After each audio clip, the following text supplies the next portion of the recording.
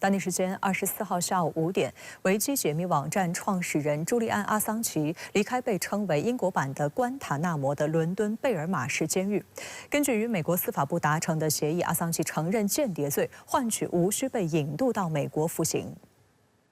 24号上午，阿桑奇离开伦敦东南部的贝尔马什监狱，这是英国首都安保系数最高的监狱。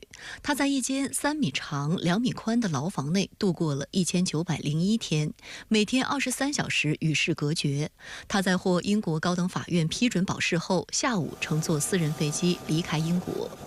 维基解密在社交平台上发布消息指，阿桑奇将很快与他的妻子以及孩子们重逢。这些孩子们只在监狱中见过他们的父亲。阿桑奇的妻子斯特拉，英国当地时间25号在社交平台上感谢所有为阿桑奇获释奔走呼吁的人。他日前还拍摄视频，感谢全球各地支持阿桑奇的人。12 years on, I'm visiting Julian in a high security prison. But this period of our lives,I'm confident now, has come to an end.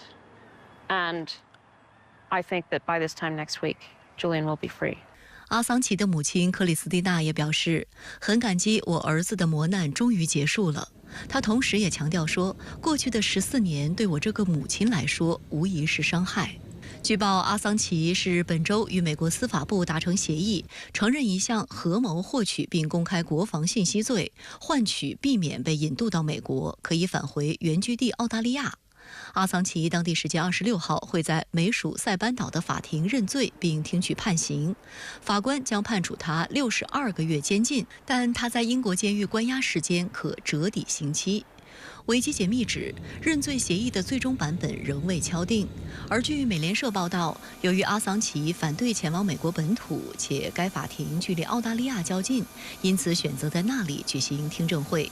完成该程序后，阿桑奇将乘机返回澳大利亚。I think now is the time for him to rest and really recuperate, be with his family, and have a bit of a quiet life for a while. Where will that be? We all. Does he have a home there? Will he stay with family members? Where is home for Julian Assange in Australia? Hopefully somewhere quiet, out of the way, where he can go outside, feel the sun on his face, and be in the Australian bush or something like that, so that he can have a chance to really rest and recover. And spend some time with us, and it'd be just nice to enjoy a meal with him when he's back home in Australia. 奥总理阿尔巴尼斯24号对美国政府与阿桑奇达成微妙的认罪协议表达欢迎，说这起案件拖得太久了。About Mr. Assange's activities, the case has dragged on for too long.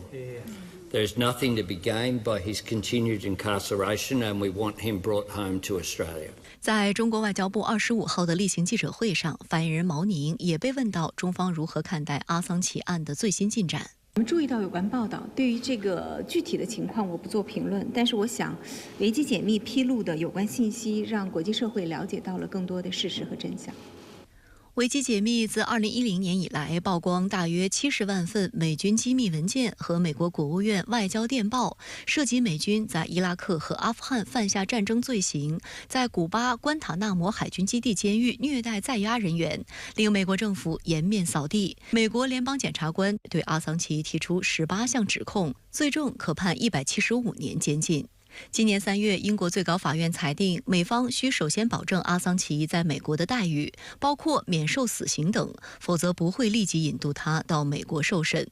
考虑到英国大选将于下周举行，政权预计将发生更迭，或导致阿桑奇的引渡协议有变数，加上美国大选选情焦灼，阿桑奇最终和美国拜登政府达成妥协。德国《世界报》称，美国政府对公开其丑闻者进行报复，以及英国司法部门沦为帮凶。